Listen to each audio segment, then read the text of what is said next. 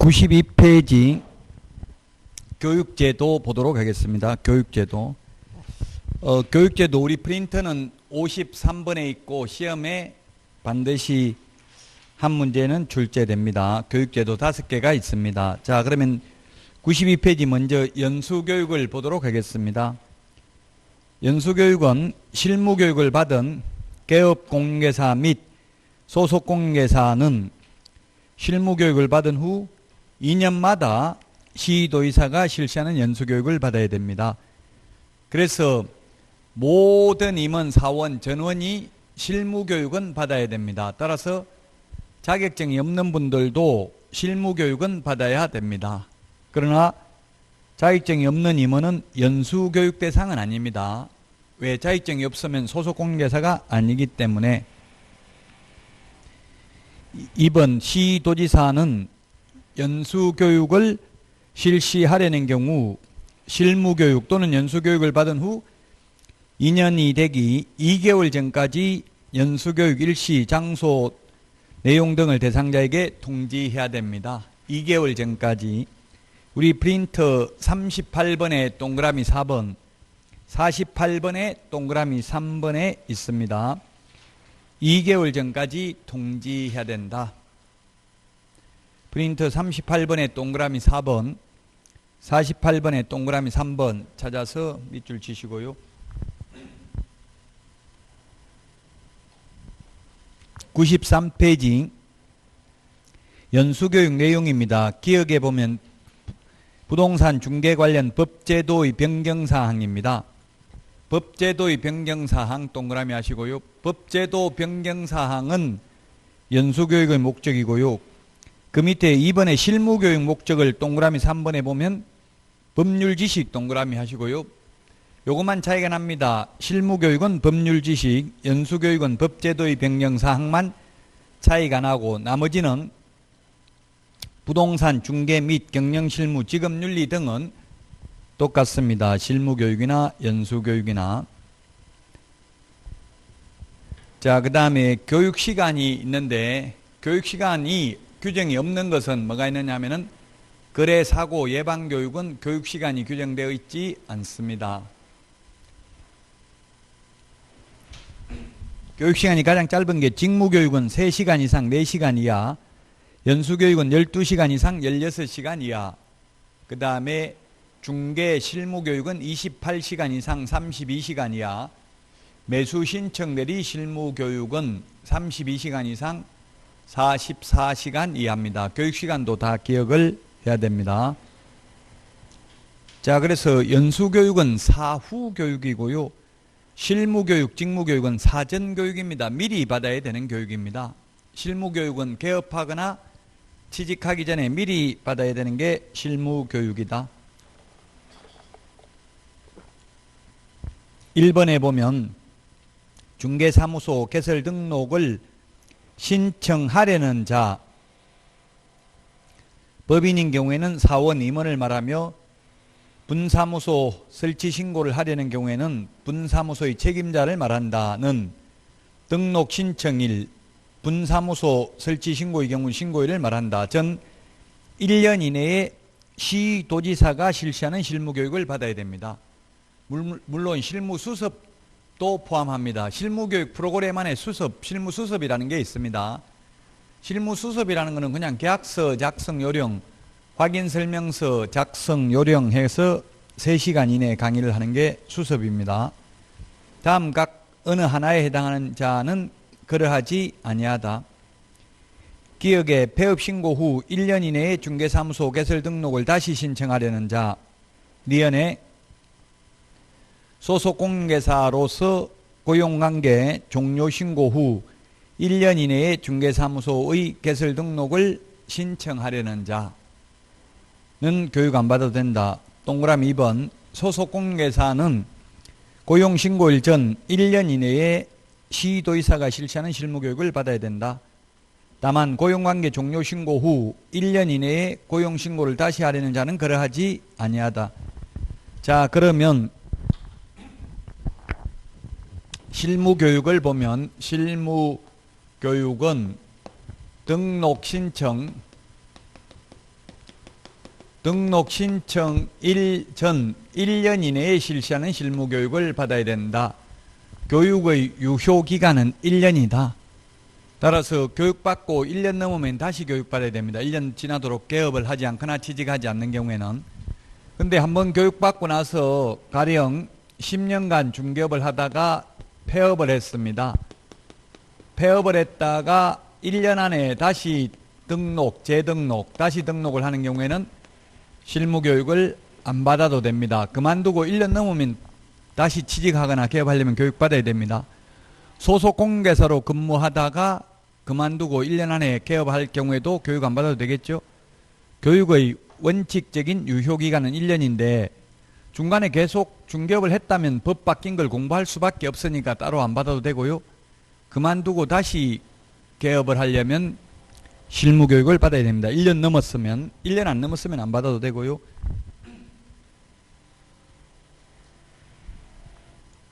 (93페이지) 3번 직무교육입니다. 실무교육, 직무교육은 사전교육이라고 했죠. 미리 취직하기 전에 미리 받아야 되는 교육입니다. 1번 중개보조원은 고용신고일 전 1년 이내에 시도지사 또는 등록관청입니다. 연수교육하고 실무교육은 시도지사가 실시했죠. 직무교육은 시도지사 또는 등록관청도 실시할 수 있습니다. 다만 고용관계 종료신고 후 1년 이내에 고용신고를 다시 하려는 자는 그러하지 않는다. 실무교육을 받지 않아도, 직무교육을 받지 않아도 됩니다. 동그라미 2번 직무교육 내용 및 시간은 다음과 같다라고 되어 있습니다. 교육 내용, 중개보조원의 직무에 필요한 직업윤리 등입니다. 우리 프린트 53번에 교육제도가 5개가 있는데 이 중에서 직업윤리가 교육 내용에 포함되어 있지 않는 것은 거래사고 예방교육 하나밖에 없습니다. 나머지는 전부 직업윤리가 포함되어 있습니다. 3시간 이상 4시간 이하고요. 94페이지 교육지침인데 국토교통부 장관은 시도지사가 실시하는 실무교육, 직무교육 및 연수교육의 전국적인 균형유지를 위하여 필요하다고 인정하면 해당 교육 지침을 마련하여 시행할 수 있다. 현재 마련해서 시행하고 있고요. 교육 지침에는 교육 목적, 교육 대상, 교육 과목 및 교육 시간, 강사의 자격, 수강료 강사의 자격 밑줄 치시고 비업의 수강 신청, 출결 확인, 교육 평가, 수료증 발급, 교육 평가해가지고 시험 봐가지고요. 60점 이상 안 되면 수료증 안 줍니다. 실무교육. 실무교육. 그러는데 현실적으로 60점 안 나오는 사람은 있기는 하더라고요. 근데 안 나오면 다시 시험 봅니다. 답 가르쳐주고 60점 이상 나올 때까지. 그래서 다시 봐야 되니까 어쨌든 시험 60점 안 돼가지고 수료 못한 사람은 없습니다. 아직까지. 5번 개업공개사 등에 대한 교육비 지원 등입니다.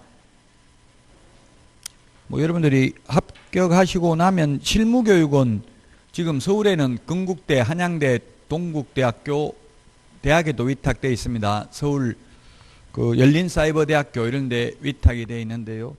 그 다음에 협회가 있으니까 혹시 저는 지금 동국대학교하고 열린사이버대, 평택대, 인하대 이런 데서 12월 달만 저는 실무교육 합니다. 한 달만. 처음에는 엄청나게 사람 많이 오니까. 근데 1월 달부터는 제가 학원 강의를 다 해야 돼가지고 실무교육 거의 못하긴 하는데 저한테 듣고 싶으면 동국대, 직무교육도 동국대에 그냥 안 가도 됩니다. 직무교육은 인터넷으로만 들으면 됩니다. 3시간 이상 4시간 이하는 안 가도 되고, 그리고 인터넷에 듣고 그냥 돈만 내고 수료증 출력하면 됩니다. 돈 다 내야 되고요. 공짜로 하는 교육은 오직 지금 하고 있는 거래사고 예방교육밖에 없습니다. 5번에 동그라미 1번에 보니까 국토부 장관, 시도지사 및 등록관청은 개업공개사 등이 거래사고 예방을 위하여 교육을 받는 경우에는 필요한 비용을 지원할 수 있다. 지원하기 때문에 공짜로 거래사고 예방 교육합니다. 이번에 국토부 장관, 시도지사 및 등록관청은 필요하다고 인정하면 개업공개사 등의 거래사고 예방을 위한 교육을 실시할 수 있다. 교육 실시할 수도 있고 안 할 수도 있고요. 개업공개사 등입니다. 등. 개업공개사 등이라는 표현을 쓰는 걸 우리 프린터 31번 맨 밑에 5개 정리해놨죠. 개업공개사 등의 결격사유, 이중소속 금지, 그 다음에 비밀준수 의무 금지행위, 거래사고 예방교육이 있습니다. 31번 맨 밑에 까만 별표 3개가 있어요. 그게 개공 등이 개업공개사 등입니다. 개공 플러스 소공이 정리되어 있고 개업공개사에게만 해당되는 게 있죠. 개공이 개업공개사 줄임말입니다. 그 다음에 3번 개업공개사 등에 대한 거래사고 예방 등의 교육을 위하여 지원할 수 있는 비용은 다음과 같다. 이런 비용을 지원하니까 거래사고 예방교육은 받아도 되고 안 받아도 되고 공짜로 교육합니다. 나머지는 다 돈 내야 되고요. 94페이지 4번 국토교통부 장관, 시도지사 및 등록관청은 부동산 거래 질서를 확립하고 거래사고로 인한 피해를 방지하기 위하여 거래사고 예방교육을 위한 교육을 실시하려는 경우 교육일 10일 전까지 필요한 사항을 공고하거나 대상자에게 통지해야 됩니다. 10일 동그라미 하시고요. 우리 프린터 40번에 동그라미 10번, 40번에 동그라미 10번, 48번에 동그라미 2번에 있습니다. 10일 전까지 통지해야 됩니다. 자, 그러면 다시 한번 정리를 해보면 그 95페이지 교육제도 5개가 있는데 5개 교육 중에서 시도지사가 실시할 수 없는 교육은 딱 하나가 있네요. 뭔가요? 시도지사가 할 수 없는 교육? 매수 신청 대리 실무교육, 즉 경매 실무교육은 법원 행정처장이 지정하는 교육기관에서 교육받아야 되죠. 자, 그 다음에 교육 대상자 중에서 개업공개사 등을 대상으로 하는 것은 거래사고 예방교육밖에 없죠. 그 다음에 교육 내용에 지급윤리가 포함되어 있지 않는 것은 5개 교육 중에서 거래사고 예방교육밖에 없습니다. 자, 그 다음에 교육시간이 규정되어 있지 않는 것은 거래사고 예방교육밖에 없습니다. 그 다음에 교육 안 받으면 처벌받는 게 딱 하나 있는데 연수교육만 500만 원 이하의 과태료입니다. 나머지는 교육 안 받아도 처벌 규정이 없습니다. 교육 안 받아도 처벌 규정이 없는데 그 대신에 실무교육, 직무교육, 매수신청 대리 실무교육은 안 받으면 개업하거나 취직할 수가 없는 거죠. 자, 그 다음에 교육 통지해 주는 게 연수교육은 2개월 전까지, 거래사고 예방교육은 10일 전까지 통지해 줍니다. 그럼 나머지 중개실무교육, 경매실무교육, 직무교육은 언제 교육한다고 안 알려준다고요. 그럼 어떻게 교육받아야 돼요? 개업하거나 취직하고 싶으면 알아서 찾아서 교육받아야 됩니다. 교육 안 받아도 처벌 규정이 없는 대신에 안 받으면 개업하거나 취직할 수가 없습니다. 옛날에는 우리 실무교육 한번 폐업하면 무조건 다시 받아야 했는데 지금은 1년 안에 다시 개업하려면 안 받아도 됩니다. 자, 교육제도 봤고요. 그 다음에 96페이지 벌칙입니다. 시험에 2문제 정도 출제됩니다. 다른 과목에서는 보통 이런 게 출제가 잘 안 되는데요. 공인중개사법은 법조문이 많지 않기 때문에 이걸 출제 안 하면 다 100점 받을 수 있기 때문에 벌칙 2문제, 행정처분 평균 2문제가 출제가 됩니다. 단순히 암기해야 되는 내용입니다. 행정벌이고 행정벌에는 행정형벌이 있고요. 행정형벌, 그 다음에 행정질서벌이 있습니다. 행정질서벌. 행정형벌에는 다시 3년 이하의 징역이나 3천만 원 이하의 벌금, 1년 이하의 징역이나 1천만 원 이하의 벌금, 행정 질서벌은 500만 원 이하의 과태료, 100만 원 이하의 과태료가 있습니다. 자, 3년 이하의 징역이나 3천만 원 이하의 벌금, 무부관직상투 이렇게 있었는데 올해 신설된 게 3가지가 신설됐습니다. 시공시, 무등록 중개업자, 부정한 방법으로 등록한 자, 분양 관련 증서 매매를 업으로 하거나 중개하는 행위, 직접거래, 쌍방대리, 탈세 목적으로 미등기 전매 등 투기를 조장하는 행위, 그 다음에 허위로 계약이 성립되는 것처럼 꾸미는 등 시세에 부당한 영향을 미치는 행위를 한 개업 공인중개사 등입니다. 그 다음에 단체 구성원 이외의 자와 공동중개를 제한하는 행위입니다. 즉 왕따시키는 겁니다. 지금 현업에는 친목회를 만들어 가지고 비회원업소와 공동중개를 제한하고 있습니다. 현업에서. 그렇게 하다가 이제 적발되면은 3년 이하의 징역이나 3천만 원 이하의 벌금이다. 그 다음에 누구든지, 둘 다 시인데 이거는 개업공개사 등이고요. 이 마지막 시는 누구든지 시세에 부당한 영향을 미칠 목적으로 개업공개사의 업무를 방해하는 행위입니다. 예를 들면 시세보다 높은 가격으로 표시광고를 유도한다든가 이렇게 하면은 시세 5억밖에 안 하는데 우리 아파트도 7억에 올리라 매물, 옆에 아파트 7억인데 왜 우리는 5억이냐, 이런 식으로 해서 시세에 부당한 영향을 미치는 행위를 한 누구든지 개업공개사의 업무를 방해하면은 3년 이하의 징역이나 3천만 원 이하의 벌금입니다. 그래서 우리 서브노트 97페이지 맨 위에 동그라미 6번, 7번, 8번 밑줄 쳐놨죠? 새로 신설된 내용이 되겠습니다. 우리 암기 핵심 비교 정리 프린트는 21번에 있습니다. 그 다음에 우리 암기 프린트 핵심 비교 정리 프린트 내드린 거는 22번에 1년 이하의 징역이나 1,000만 원 이하의 벌금이 있는데 유사, 이중, 양도, 임정, 비광, 매무, 수거. 유사 명칭이 2가지가 있습니다.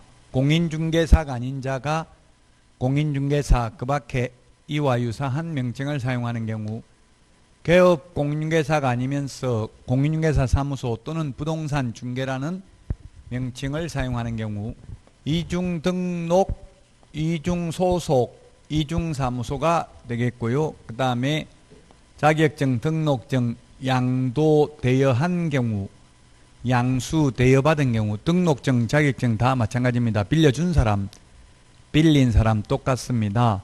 임시중개시설물 뜻다방을 설치한 경우, 그 다음에 정보, 거짓 공개한 거래정보사업자, 비밀준수 위반입니다. 개업공개사 등의 비밀준수 의무 위반, 요것만 우리 공인중개사법에서 반의사 불벌죄입니다. 피해자의 명시된 의사에 반하여는 벌하지 않습니다. 그 다음에 개업 공인중개사가 아닌 자가 중개대상물에 대한 표시광고를 하는 경우, 그 다음에 매매를 업으로 하는 경우, 무등록 중개업자와 협력하는 행위, 중개보수 또는 실비를 초과해서 금품을 받는 행위, 거짓되는 행, 그 밖에 의뢰인의 판단을 거르치게 하는 행위입니다. 자, 그 다음에 98페이지 500만 원 이하의 과태료, 우리 암기 프린터는 23번.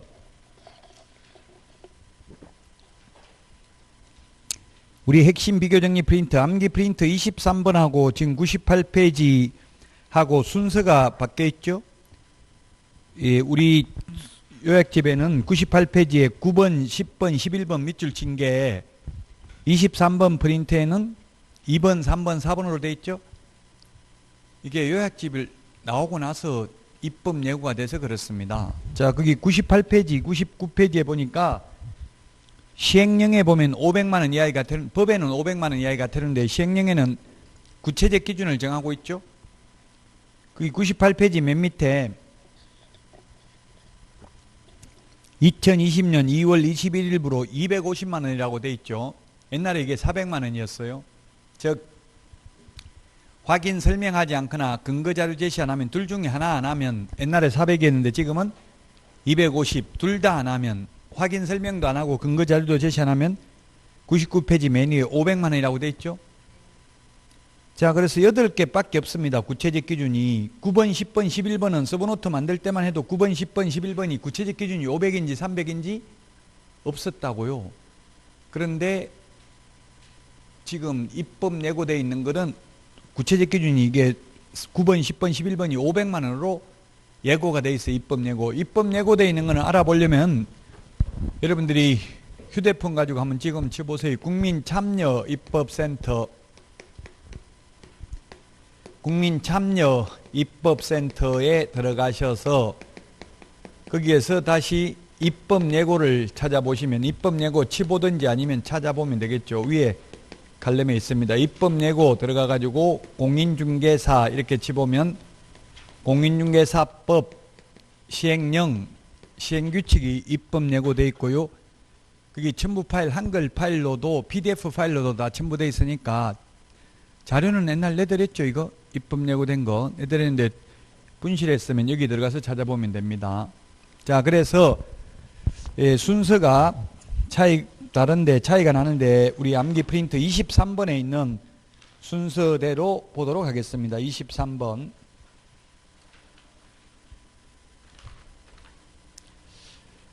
프린터 23번에 보면 확부모 추 개운 해공 명령교 이렇게 되어 있습니다.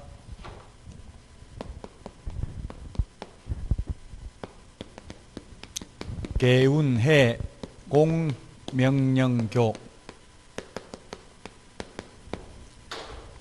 자, 세 가지가 올해 신설됐다고요. 이게 시공시 3년 이하의 징역이나 3천만 원 이하의 벌금 3개가 신설됐고요. 그 다음에 확부모추. 자, 먼저 이게 구체적 기준이 500, 400, 300, 200, 100이 있습니다. 확이 뭐냐면 확인 설명도 하지 않고 근거 자료도 제시 안 하면 둘 다 안 하면 대통령령의 구체적 기준이 500, 둘 중에 하나를 안 하면 250으로 바뀌었다고 했어요. 400에서 바뀐 거는 좀 기억해야 됩니다. 이게 구체적 기준도 시험에 출제됐어요. 대통령령에 있는 게.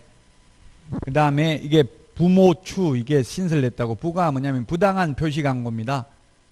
쉽게 말하면 허위 매물 올리는 겁니다. 월세 50만 원인데 20만 원짜리 있다고 매물 올리는 거예요. 직방, 다방, 한방, 네이버 부동산 이런 데다가 그 손님이 전화하면 예, 진짜 20만 원짜리 있습니까? 하면은 예, 있습니다. 근데 이건 너무 싸기 때문에 금방 나갈 수 있으니까 빨리 오세요. 택시 타고. 해서 택시 타고 가보니까 금방 나갔습니다. 이렇게 거짓말 시키는 거예요. 이렇게 하다가 적발되면 이제 500만 원 이하의 과태료입니다. 그럼 왜 이렇게 허위 매물 올리겠어요? 그 굳이 50만 원짜리, 20만 원짜리 있다고 하는 이유가 뭘까요?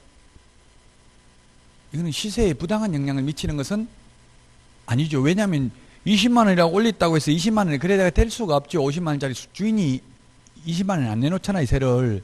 그래서 이거는 시세에 부당한 영향을 미치는 건 아니고요.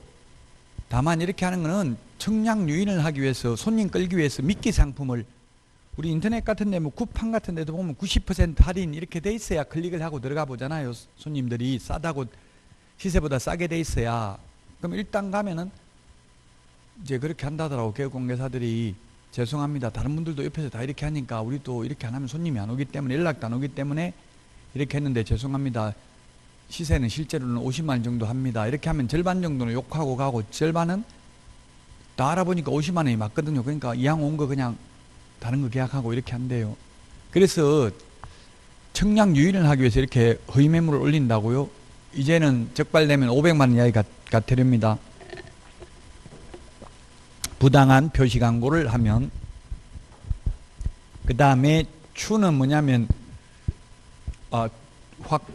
모가 뭐냐면 모니터링 자료 제출을 거부하는 겁니다. 모니터링이 화면 지켜보는 게 모니터링이죠. 관찰 감시, 감독 뭐 이런 거가 모니터링.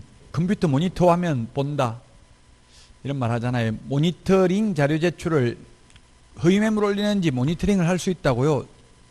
지켜볼 수 있는데 그 모니터링 자료 제출을 거부한 정보통신 서비스 제공자, 그 다음에 모니터링 결과 위반 행위 확인 및 추가 정보 게재 요청을 했는데 거부한 정보통신 서비스 제공자입니다. 이 세 개가 신설됐으니까 특히 신설된 걸 주의하시라고요. 올해 신설됐다. 그 다음에 개운해공인데 구체적 기준이 이제 400만 원 붙은 500, 400, 300인데 걔는 국토교통부 장관이 협회에 대해서 공개사업에 대한 개선 명령을 했는데 따르지 않는 경우, 그 다음에 운영규정을 위반한 거래정보사업자, 그 다음에 해임 징계 요구를 따르지 아니한 협회입니다. 국토교통부 장관이 협회 임원에 대해서 해임 징계를 요구할 수 있는데 거부하면 500만 원 이하의 과태료입니다. 구체적 기준은 400입니다. 자, 그 다음에 공제사업 운용실적을 매 회계년도 종료 후 오늘 했죠. 3개월 이내에 일간신문 또는 협회보에 공시하고 협회 인터넷 홈페이지에 게시하지 않는 경우 500만 원 이하의 과태료. 구체적 기준 300만 원. 감독상 명령을 위반한 협회 거래정보사업자 500만 원 이하의 과태료. 구체적 기준은 200만 원. 그 다음에 교육, 연수교육 받지 아니한 경우 500만 원 이하의 과태료인데 구체적 기준이 그 우리 서브노트를 보시면 99페이지에 보면은 99페이지 방가로 3번 맨 위에서 두 번째 박스 연수교육을 정당한 사유 없이 받지 않는 경우에는 방가로 갑은 법 위반 상태 기간이 1개월 이내인 경우 20만 원, 1개월 초과 3개월 이내인 경우 30만 원, 3개월 초과 6개월 이내인 경우는 50만 원, 6개월 초과하는 경우에는 100만 원입니다. 최대 100만 원이라는 이야기예요. 그래서 만약 시험에 연수교육을 안 받으면 100만 원 이하의 과태료, 500만 원 이하의 과태료 이렇게 나와 있으면 답이 뭐라고 해요? 뭐라고 해야 돼요? 500만 원 이하의 과태료입니다. 500만 원 이하의 과태료고 100만 원 이하의 과태료라고 하면 X입니다. 구체적 기준이 최대 100만 원이라는 거지 100만 원 이하가 아니에요. 왜냐하면 이 구체적 기준의 2분의 1 범위 내에서 위반 행위의 동기, 결과, 횟수를 참작하여 늘리거나 줄일 수가 있죠. 100페이지, 요약집 100페이지 맨 밑에 보시면 이 구체적 기준, 개별 기준의 2분의 1 범위 내에서 위반 행위의 동기, 결과, 횟수를 참작하여 가중 또는 감경할 수 있다고요. 그래서 100만 원 이하는 아니고 여기다 2분의 1을 더하면 150만 원 받을 수도 있잖아요. 시험에 이게 나오면 헷갈려요. 연수교육은 100만 원 이하의 과태료라는 말은 쓰지 않는다고요. 다만 구체적 기준, 개별 기준은 최대 100만 원이다. 이거는 맞는 말이죠. 대통령령의 개별 기준은 확부모, 추, 개운, 해공, 명령교. 자, 100만 원 이하의 과태료는 우리 요약집은 100페이지 핵심 비교 정리 프린트, 암기 프린트는 26번에 있습니다. 명칭, 광, 반납, 보이개휴. 자, 구체적 기준이 50만 원, 30만 원, 20만 원이 있습니다. 명칭, 광, 반납, 보이개휴. 자, 명칭 표시 위반인데 개업공개사가 사무소 명칭을 공인중개사 사무소 또는 부동산 중개라는 명칭을 사용하지 않는 경우, 그 다음에 두 번째 부칙개공, 즉 중개인이 자격증이 없으면서 공인중개사 사무소라는 명칭을 사용하는 경우, 그 다음에 광고하면서 광고할 때는 뭘 표시해야 된다고 했어요? 성명, 소연 등 5개를 표시해야 된다고 했죠. 성명, 사무소 명칭, 사무소 소재지, 사무소 또는 개업공개사 연락처, 그 다음에 이 등록번호가 올해 입법 예고되어 있습니다. 등록번호도 광고할 때 적으라고. 아직 확정 안 돼 있고 입법 예고되어 있고요. 8월 21일부터 시행될 예정입니다. 7월 말 정도 되면 이게 확정될 것 같아요. 성명, 소연 등. 여친, 소연, 성명이 소연이다. 성명, 소연 등 이렇게 암기를 하면 될 겁니다. 우리 핵심 비교 정리 프린트 43번에 적어놨죠. 43번에 맨 밑에 보니까 법조문 있는 순서대로 제가 성명, 소재지, 연락처, 등록번호, 성명 이렇게 해놨더니만 인터넷 듣는 분들이 이렇게 명소, 연등성, 명소, 연등성보다는 성명, 소연 등이 더 암기하기가 편하다고 하시더라고요. 알아서 뭐 암기하는 건 어쨌든 이거 5개 기억은 해야 돼요. 표시 광고할 때 이런 걸 안 하면 이 5개 중에 하나라도 안 적으면 100만 원 이하의 과태료. 2차 과목은 단순히 암기해야 되는 부분이 많이 있습니다. 1차와는 달리. 자, 등록증 취소되고 나서 7일 이내 반납 안 하면 구체적 기준이 50만 원. 자격 취소되고 자격증 7일 이내 반납 안 하면 구체적 기준은 30만 원. 그 다음에 손해배상을 보장하기 위한 보정 설정을 하고 보장금액 등을 설명하지 않거나 보증관계 증서를 교부하지 않는 경우 30만 원. 사무소 이전 신고 옮기고 나서 10일 이내에 이전 후의 등록관청에 신고하지 않는 경우. 그 다음에 게시 의무 위반입니다. 보기 쉬운 곳에 게시해야 되는 게 4개입니다. 등수보자, 등록증 원본, 중개보수열표, 보정설정 증명서류, 자격증 원본입니다. 그 다음에 6월 초과 무단휴업은 임의적 등록 취소고요. 3월 초과 무단휴업, 폐업신고, 재개신고, 변경신고 위반은 100만 원 이하의 과태료, 대통령령의 구체적 기준은 20만 원입니다. 업무정지, 자격정지, 우리 그 프린트 56번 프린트 56번을 보시면 2분의 1에 동그라미 3번 자격정지, 동그라미 4번 업무정지, 동그라미 5번 500만 원 이하의 과태료, 동그라미 6번 100만 원 이하의 과태료, 이 4개를 박스 묶으시고요. 자격정지, 업무정지의 구체적 기준은 국토교통부령 500만 원 이하의 과태료, 100만 원 이하의 과태료, 요거 2개는 대통령령의 구체적 기준이 있는데 이 구체적 기준의 2분의 1 범위 내에서 늘리거나 줄일 수 있다. 즉 가중 또는 감경할 수 있다. 아무리 가중하더라도 법에서 정하고 있는 500만 원, 400만 원, 100만 원 초과할 수 없다. 예를 들면 구체적 기준이 400만 원이라면 이 400만 원에 2분의 1을 더하거나 또는 2분의 1을 빼줄 수 있다. 2분의 1을 더하면 600만 원, 2분의 1을 빼주면 200만 원인데 아무리 더하더라도 가중하더라도 늘리더라도 법에서 정하고 있는 500만 원은 초과할 수 없으니까 500에서 200만 원 사이에서 공무원이 재량권을 행사할 수 있다. 위반 행위의 동기, 결과, 횟수를 참작하여 이렇게 하는 이유는 공무원들의 재량권의 일탈, 남용을 방지하기 위한 조치입니다.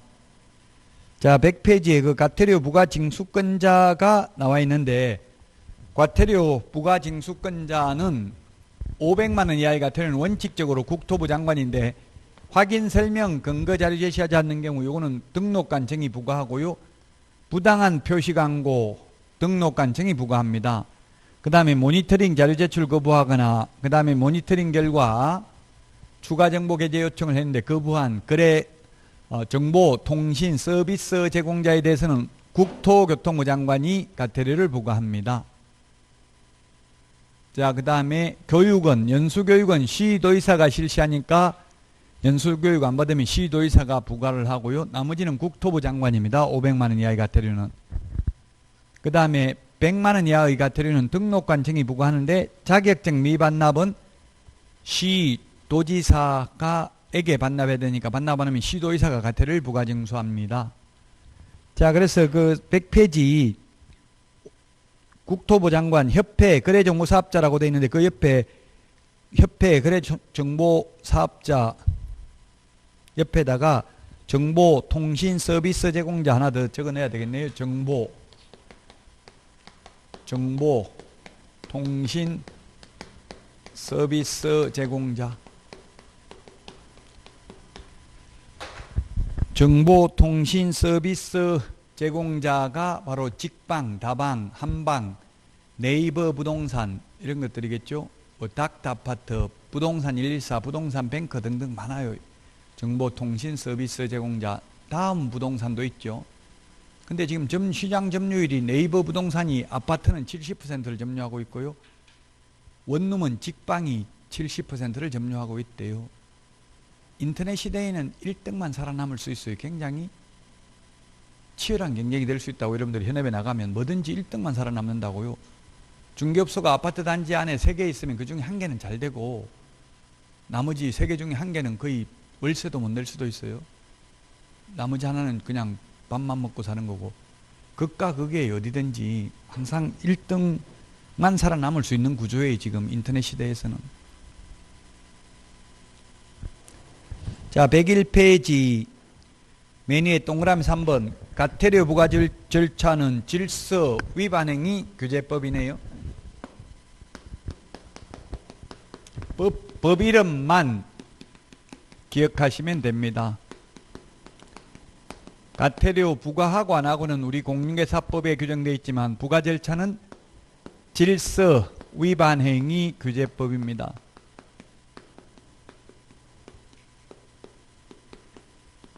질서 위반행위 규제법에 의해서 예를 들면 과태료를 빨리 내면 20% 할인해주고 이런 것도 있어요. 우리 주차 위반 스티커 끊기면 빨리 내면 20% 할인해주잖아요. 그런 게 우리 법에 있는 게 아니라 어디 있다고요? 질서 위반행위 규제법에 있고요. 그 다음에 우리 앞에 한 것 중에서 간판, 불법 간판 철거 명령을 등록관청이 할 수 있고 그 철거 명령을 따르지 않는 경우에는 행정대집행법에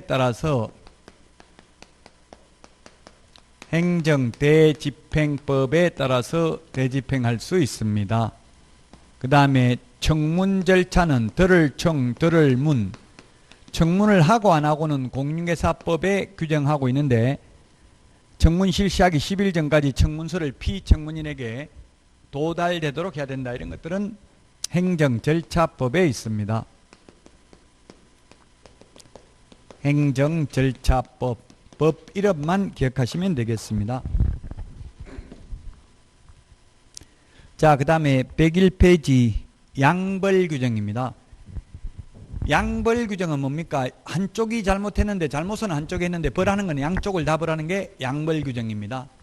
즉 직원이 잘못했는데 사장도 벌받는 게 양벌규정입니다. 반대로 사장이 잘못했다면 사장만 벌받고 직원은 벌받지 않습니다. 왜냐하면 직원은 사장 통제하에 있기 때문에 우리 직장생활하면서 중개사무소에서는 사장 말 안 들으려면 그만둘 수밖에 없어요. 저도 실장으로 근무하다가 그만두면서 한번 싸웠어요. 싸웠다기보다 말대꾸 한번 했어요. 그냥 사장님한테. 사장님이 저보다 8살 어리고 저한테 수업 들었던 분이에요. 근데 또 계속 잔소리하고 미치겠더라고. 한 6개월 동안 근무하는데 정치적 견해도 저하고 다르고 정치적인 이야기는 안 하면 되는데 텔레비전 보면서 누구 욕하고 막 계속 이렇게 해가지고 참을 수 없는 분노를 느껴 폭발해가지고 그냥 말대꾸 한번 했어요. 말대꾸 한번 하니까 더 이상 근무할 수가 없더라고요. 그만둘 수밖에 없어요. 사장한테 말대꾸 했으니까. 그리고 말대꾸 해놓고 이제 그 다음부터는 같은 공간에서 숨을 쉴 수가 없는 거예요. 그래서 그만두니까 그 다음부터는 월급도 미리 주는 게 아니라 몇 대 몇인데 그 한 건 들어오면 주기로 했는데 들어오는 게 지금 계약해도 지금 들어오는 게 아니라 한 달 후에 잔금 치르잖아요. 그럼 한 달 후에 월급 받아야 되는데 월급 받아로 다시 가지도 못하고 그냥 그걸로 끝내고 한 푼도 못 받았어요. 달라 하고 소송하고 뭐 이렇게 달라 하고 계속 찾아가고 하면 되는데 못하겠더라고. 그렇게 저한테 수업 들었던 분인데, 그리고 저보다 나이도 젊고 이런 분한테 그렇게 하기는 힘들잖아요. 근데 또 그 다른 중개사무소에는 제가 나쁜 놈이고 돈 다 줬다 하고 이렇게 또 소문내더라고. 그러니까 그래도 뭐 예? 양아치라고요. 그래, 돈 많이 벌려면 그렇게 해야 돼요. 지금 돈이 많아요. 집도 한 3-4채 되고 엄청나게 돈 많이 벌었어요. 돈 많이 벌려면 좀 잔인하게 해야 되고요. 뭐 저도 돈만, 인생에 돈이 필요 조건이긴 한데 충분 조건은 아니더라고요. 돈이 전부는 아니에요. 필요하긴 하죠. 자본주의에서, 우리나라 같이 신자유주의 경제를 채택하는 나라에서는 잘 선택해야 돼요. 여러분들 돈만 벌 건지. 젊은 분들은 돈만 벌려고 하는 게 나을 수도 있겠죠. 저는 이제 뭐 언제까지 살지 모르기 때문에 너무 그렇게 돈에 연연해 하진 않아요. 자, 양벌규정 101페이지 동그라미 1번 보겠습니다. 소속공개사, 중개보조원 또는 개업공개사인 법인의 사원 임원이 중개무에 관하여 제48조가 3년 이하의 징역이나 3천만 원 이하의 벌금, 49조가 1년 이하의 징역이나 1천만 원 이하의 벌금에 해당하는 위반 행위를 한 자에 대해서는 그 행위자를 벌하는 외에, 그 개업공개사 직원을 벌하는 외에 그 사장에게도 뭘 부과한다고요? 해당 조에 규정된 밑줄 치시고 벌금형을 과한다. 즉 직원이 1년 이하의 징역이나 1천만 원 이하의 벌금에 해당되는 위반 행위를 해서 벌금 1천만 원 받아도 사장은 무조건 1천만 원 받는 게 아니라 1천만 원 이하를 받죠. 1천만 원 이하이기 때문에 100만 원 받을 수도 있다. 동일한 액수의 벌금이 아니라 해당 조에 규정된 벌금입니다. 벌금입니다. 직원 잘못으로 절대로 징역 가는 일은 없습니다. 만약 직원 잘못으로 징역 간다고 하면 불안해서 직원 고용할 수 없겠죠. 혼자 근무하는 게 낫겠죠. 차라리. 벌금형만 받고 징역은 절대 안 갑니다. 다만 밑줄 치놨는데 이 다만을 과실책임이라고 합니다. 무과실책임이 아니라 과실책임이라고요. 다만 개업공개사가 그 위반 행위를 방지하기 위하여 상당한 주의와 감독을 게을리하지 아니한 경우에는 그러하지 아니하다. 즉 과실이 없으면 양벌규정에 의해서 벌금을 부과하지 않는다는 이야기입니다. 자, 그 다음에 동그라미 2번. 이 법을 위반하여 300만 원 이상 벌금을 선고받고 3년이 경과되지 아니한 자는 결격사유죠. 취직도 안 되고 개업도 안 되잖아요. 이게 해당되면. 여기에는 보조원 등이 중개업무에 관하여 같은 법을 위반하여 그 개업공개사가 양벌규정으로 처벌받는 경우는 포함되지 않는다고 해석하여야 한다. 판례입니다. 즉 이게 뭐냐면 직원 잘못으로 300만 이상 벌금 받아도 개업을 못하거나 취직을 못하지는 않는다. 결격사유에 해당되지 않는다. 즉 이 법을 위반해서 300만 이상 벌금이라고 할 때 이 법은 본인이 잘못해서 받은 벌금만 해당되고 직원 잘못으로 받은 벌금은 이 법에 의한 벌금이 아니다. 판례가. 만약 직원 잘못으로 벌금 받아도 3년 동안 개업도 못하고 취직도 못한다면 직원이 역선택할 수도 있겠죠. 사장 망하게 하려고 일부러 벌금 받게 만들어가지고. 그래서 본인이 잘못해서 받은 벌금만 이 법에 의한 벌금으로 해석해야 된다. 양벌규정으로 벌금 받은 것도 억울한데 3년 동안 개업도 못하고 취직도 못한다고 하면 그건 너무나 우리 자본주의에서 가혹한 처사이다. 판례가 그렇게 보고 있다고요. 법조문에는 없는데. 101페이지 동그라미 3번. 고용인이 과태료에 해당하는 위반 행위를 해도 양벌규정이 적용되지 않는다. 예, 그렇습니다. 양벌규정은 행정 형벌만 양벌규정이 적용됩니다. 자, 여기까지가 법령인데 여기까지가 법령에서 28문제 정도 출제됐습니다. 최근 3년간 70점. 그 다음에 지금 그 다음 파트에 있는 부동산 거래 신고 등에 관한 법률이 작년에 7문제 출제됐습니다. 그럼 35문제가 사실 법령에서 나왔습니다. 원래 우리 그 산업인력공단에 들어가 보면 법령이 70% 내외, 실무가 30% 내외라고 돼 있거든요. 근데 사실상은 거의 법령에서 다 나왔습니다. 최근에 공인중개사법 출제 경향을 보면 실무라 하더라도 법조문에 있는 실무, 예를 들면 주택임대차보호법, 상가금융임대차보호법, 부동산 실권리자 명의 등기에 관한 법률, 장사 등에 관한 법률, 분묘기지권 이렇게 판례나 법조문에 있는 거 위주로 출제됐다고요. 최근 경향은 실무라고 해서 옛날에는 이런 게 나왔어요. 실무. 예를 들면 집 구경시키러 오래된 집, 고택 이런 걸 구경시키러 갈 때는 밤에 데리고 가는 게 좋으냐 낮에 데리고 가는 게 좋으냐 이런 거 시험에 나왔어요. 그건 법조문에 없기 때문에 다툼의 여지가 있잖아요. 뭐가 더 좋아요? 뭐 밤이 더 좋다. 그러면 속이라는 거잖아요. 잘 안 보일 때 가가지고 오래된 거 그게 그런 건 요즘은 시험에 내지 않는다고요. 뭐 예를 들면 또 뭐 물건을 보여줄 때 하루에 10개 넘게 보여주는 게 좋다. 한두 개 보여주는 게 좋다. 예를 들면 이런 게 시험에 나왔어요. 그건 사람마다 어떻게 좋아요? 많이 보여주는 게 좋다. 가급적이면. 아니면 너무 많이 보여주는 건 좋지 않다. 답이 뭐냐고요? 하루에 너무 많이 보여주면 결단을 못해 절대로. 너무 많이 보여주는 건 좋잖아요. 저도 처음에 실장으로 취직해가지고 하루에 10개 너무 성실하게 보여줬어요. 계속 자꾸 보려고 하는 게 계약은 절대 안 하더라고요. 처음 오는 손님은 보기만 보지 절대 계약 안 하죠. 우리 백화점에 가도 맨 처음에 가서는 옷 보고 다른 데 가보고 올게요 하고 와요 안 와요? 다른 데가 똑같은 거 있으면? 안 와요. 그래서 처음에 손님 받는 사람이 불리해요. 맨 마지막에 받는 사람이 유리하다고요? 다른 데 가보고 올게요 해놓고 와요 안 와요? 올 수도 있어요. 없으면. 있으면 안 올 가능성이 많죠. 거기서 입어보고 그냥 옷 사버리잖아요. 부동산도 마찬가지예요. 절대로 한 군데만 가보고 계약 잘 안 해요. 3군데 이상 가본다고요 손님들이. 그래서 너무 많이 보여주는 거는 좋지 않다. 뭐 옛날에 이런 게 나왔는데 이게 법에 있는 게 아니잖아요. 그건 사람 생각에 따라 다를 수도 있죠. 그래서 요즘은 이런 게 시험에 안 나온다는 얘기예요. 거의 이것도 실무잖아요. 이런 실무는 거의 안 나오고 법적 근거가 있는 거, 판례가 있는 실무 위주로 나온다는 이야기입니다.